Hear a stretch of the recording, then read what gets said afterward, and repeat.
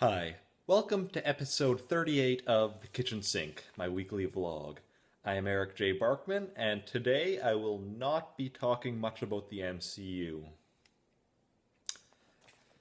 There wasn't a new episode of S.H.I.E.L.D. last week, although there is one tomorrow, episode 10, titled The Bridge, in which they'll be bringing in Mike Peterson, who was J. August Richards' character from the pilot episode, and he'll be coming in to help them strike back against Project Centipede.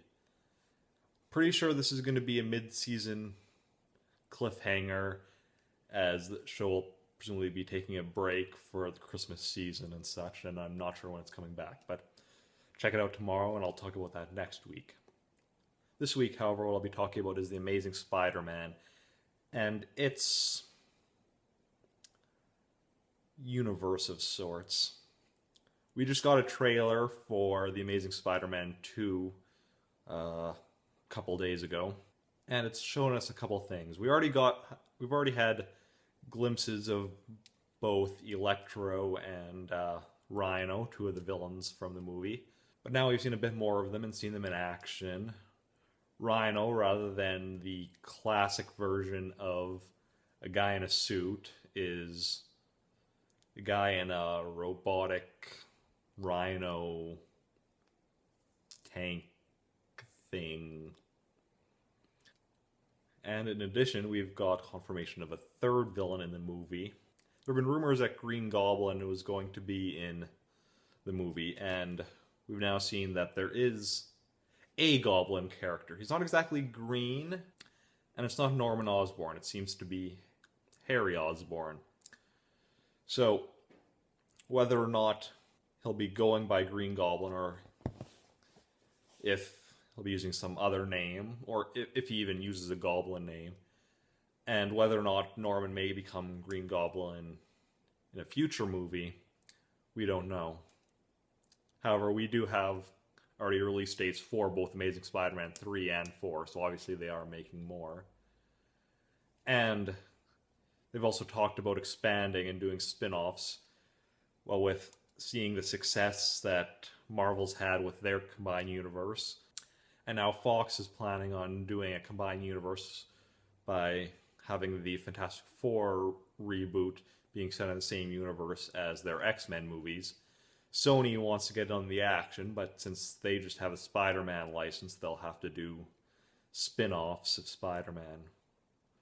What potential movies they'll do, we don't know yet, but it should be interesting. Going back to the Amazing Spider-Man 2 trailer, we also got some nice hints at some villains that will be showing up in future movies. It shows at the one point where Harry's looking at lab with a bunch of different projects, which included Doc Ock's arms and Vulture's wings, which definitely seems to be hinting at a possible Sinister Six movie in the future. Sinister Six being a team up of 6 Spider-Man villains to try and take him out. The exact lineup has changed from time to time, although common theory will be that they'll do characters that are appearing in Amazing Spider-Man 2, like Electro and Rhino. Then the upcoming Doc Ock and Vulture will presumably show up soon, and possibly Green Goblin as another one, and there are a lot of characters that could be for the 6th member. And even one of the 5 I mentioned might not be on the team, rather someone else. The trailer hinted at other things as well. There's one point where it showed a computer screen with a list of files and such, which included mentions of things like Venom and Morbius and Ravencroft. Now, Venom, most people are familiar with.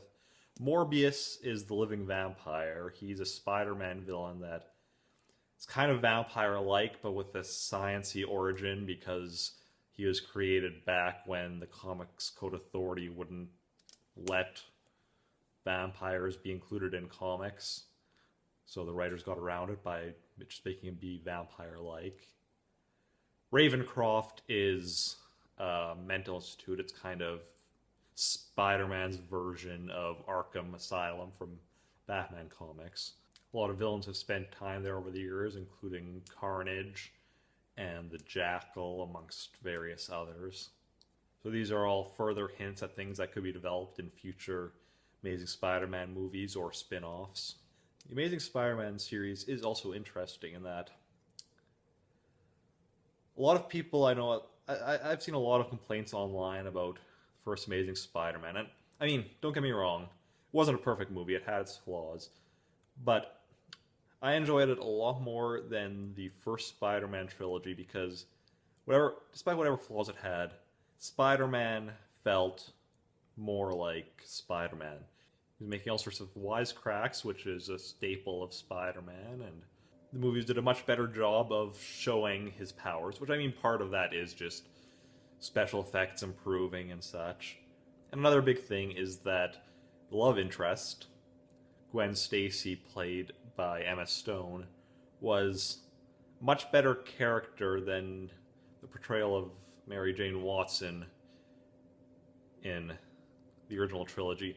Like, Gwen Stacy wasn't just a damsel in distress and token love interest. She actually did things in the movie and, helped out and such. Amazing Spider-Man felt to me like Sony taking cues from Marvel Studios on how to do it, with including more humor, having a love interest that wasn't completely useless, and just having more fun with it, and putting more effort into the special effects and the fight scenes and such, which has resulted in, I'd say, The Amazing Spider-Man, at least the first movie, and it looks like we continue with the second movie. Even though they're made by Sony, they still feel like they could fit in with the Marvel Cinematic Universe if the two companies could come to some sort of agreement. Granted, I don't think that's going to happen, but it's a nice thought. So that's pretty much it for today. Let me know what you think in the comments down below. Thumbs the video up if you like it. Thumbs it down if you don't. And subscribing would be great.